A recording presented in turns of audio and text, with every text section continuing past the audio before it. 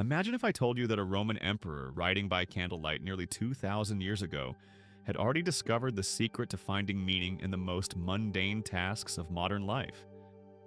What if washing dishes could become a form of meditation?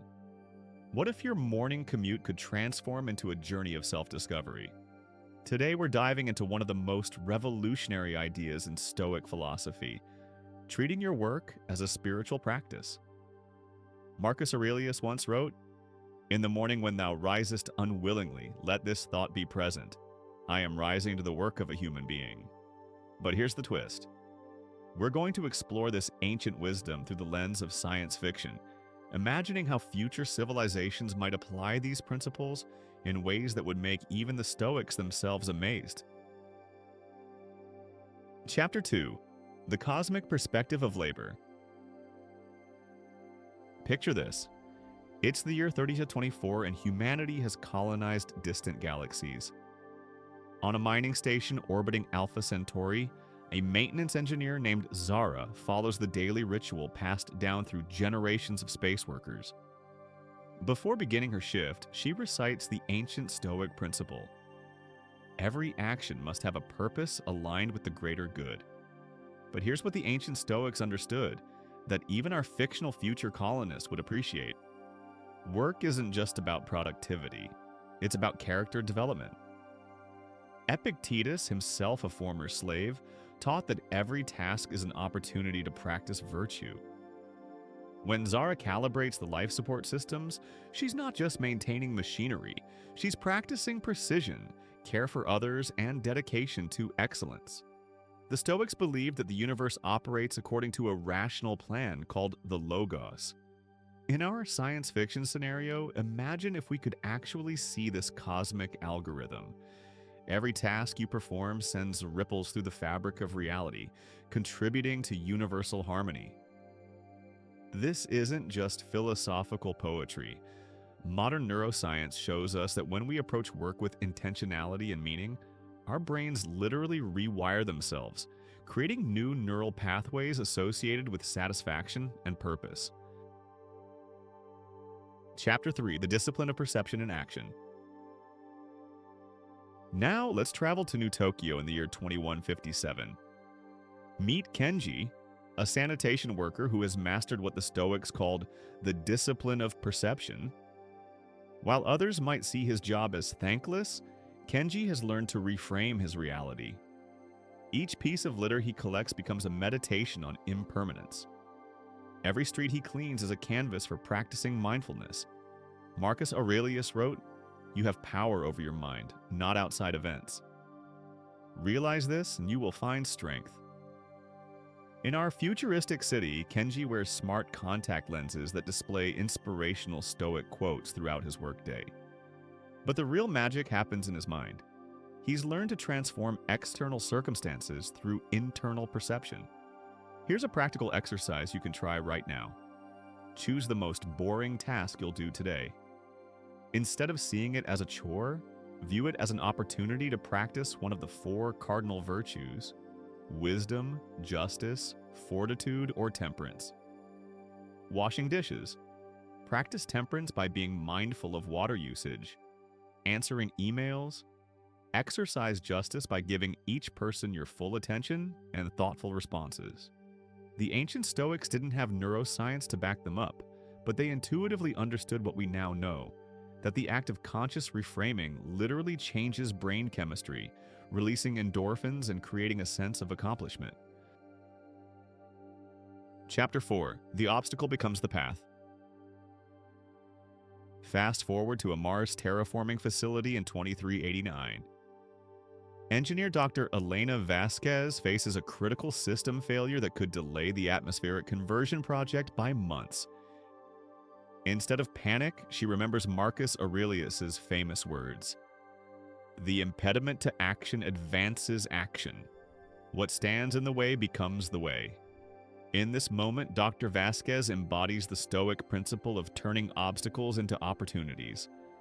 The system failure isn't a setback. It's a chance to innovate, to practice resilience, and to develop creative problem-solving skills. But here's where science fiction meets scientific fact. NASA psychologists actually use modified Stoic techniques to prepare astronauts for the mental challenges of space exploration. They teach crew members to view problems not as threats, but as puzzles designed to strengthen their capabilities. Think about your own work challenges, that difficult client. They're offering you a masterclass in patience and communication. The malfunctioning printer, it's teaching you adaptability and resourcefulness. Seneca once wrote, "Every new beginning comes from some other beginning's end."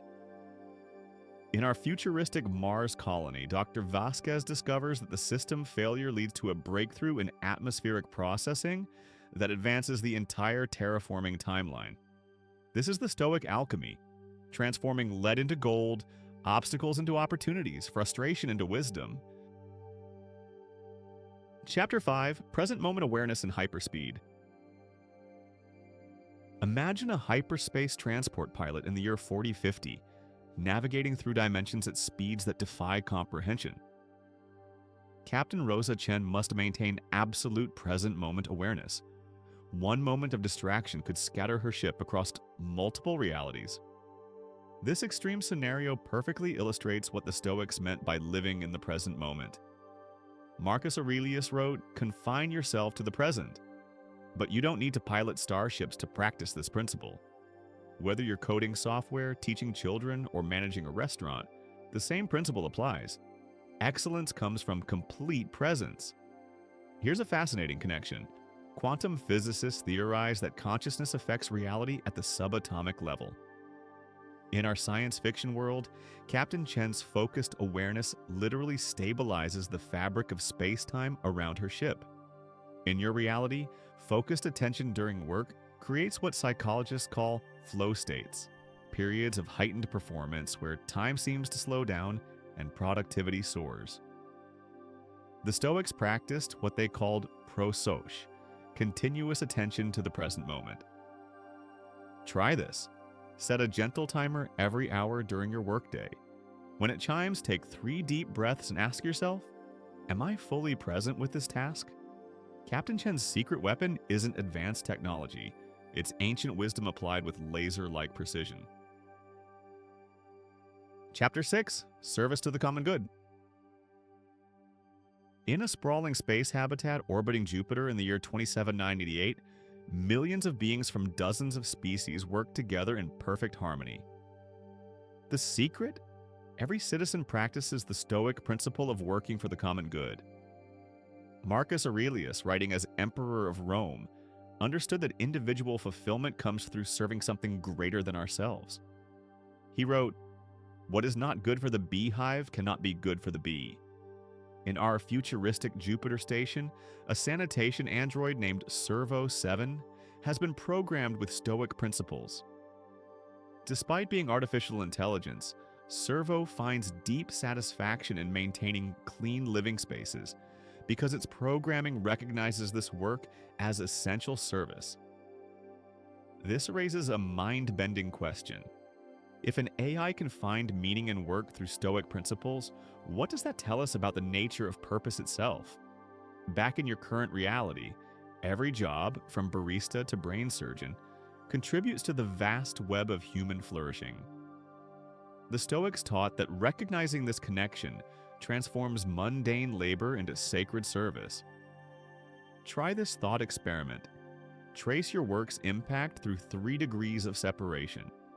A teacher influences students who grow up to become innovators, who create technologies that heal diseases. A janitor maintains clean environments, preventing illness, allowing others to pursue their calling. Epictetus taught that we are all actors in a cosmic drama, each playing our assigned role with excellence and dedication. Your work isn't just a job, it's your contribution to the unfolding story of human civilization. Chapter 7, The Practice of Voluntary Hardship. Deep in the asteroid mining fields of 2654, Commander Lou Alexander voluntarily takes the most challenging assignments. While his crew questions his sanity, Lou practices an ancient Stoic discipline: voluntary hardship. Seneca regularly practiced poverty, sleeping on hard floors and eating simple meals not out of self-punishment, but to build resilience and appreciate life's basic pleasures. In the harsh vacuum of space, Commander Liu chooses the longest shifts and most complex repairs. This isn't masochism, it's mental conditioning. By voluntarily embracing difficulty, he becomes anti-fragile, growing stronger through stress. Modern research validates this ancient practice. Scientists studying hormesis, the phenomenon where mild stress improves overall resilience, have found that controlled challenges literally strengthen both body and mind at the cellular level. You can apply this principle without mining asteroids. Arrive at work 15 minutes early instead of rushing in at the last second. Choose the more challenging project instead of the easy one. Practice what Seneca called putting on the poverty of the mind, occasionally doing without small luxuries to appreciate them more fully. Here's the science fiction twist. In our asteroid mining scenario, Commander Liu's voluntary hardships prepare him for the day when real emergencies arise. His crew members, who always chose comfort, struggle when genuine challenges appear. The Stoics understood a profound truth. Comfort is the enemy of growth, and voluntary discomfort is the pathway to unshakable strength. Chapter 8: Evening Reflection in Digital Realms. In a fully immersive virtual reality world of 3156, digital architect Maya Chen logs off each day and engages in a practice that would be familiar to any ancient Stoic: evening reflection. Seneca wrote detailed letters to his friend Lucilius, documenting his daily examination of conscience. Each evening, he would review his actions, thoughts, and reactions, treating his life like a laboratory for philosophical experimentation. Maya, despite living in a world of infinite digital possibilities, follows this ancient discipline. She asks herself 3 questions. What did I do well today? Where could I have acted more virtuously? What lesson did my challenges teach me? Here's what makes this practice revolutionary. Maya's virtual reality world can replay any moment from her day with perfect accuracy. Yet she chooses not to rely on external recording, instead strengthening her own capacity for honest self-reflection. This highlights a crucial Stoic insight. Wisdom comes not from perfect memory of events, but from thoughtful interpretation of experiences. Try establishing your own evening reflection ritual. Spend 5 minutes before sleep reviewing your workday. Which moments tested your patience? When did you act with virtue? How did you serve others? Marcus Aurelius called his personal reflections notes to self. They became the timeless classic we know as meditations. Your own daily reflections, while not destined for publication, serve the same purpose, transforming lived experience into practical wisdom. In our futuristic scenario, Maya discovers that this ancient practice makes her more effective in virtual environments than colleagues who rely solely on technology for self-improvement. As we journey back from our science fiction adventures to present-day Earth, we carry with us a profound realization. The principles that guided ancient Roman emperors and Greek philosophers remain startlingly relevant for space-age humans and beyond. Work as spiritual practice isn't about finding the perfect job or achieving work-life balance. It's about bringing spiritual principles to whatever work life presents.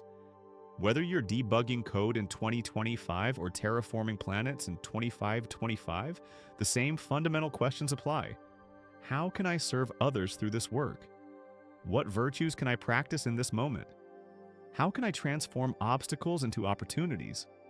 Marcus Aurelius reminds us, at dawn, when you have trouble getting out of bed, tell yourself, I have to go to work as a human being.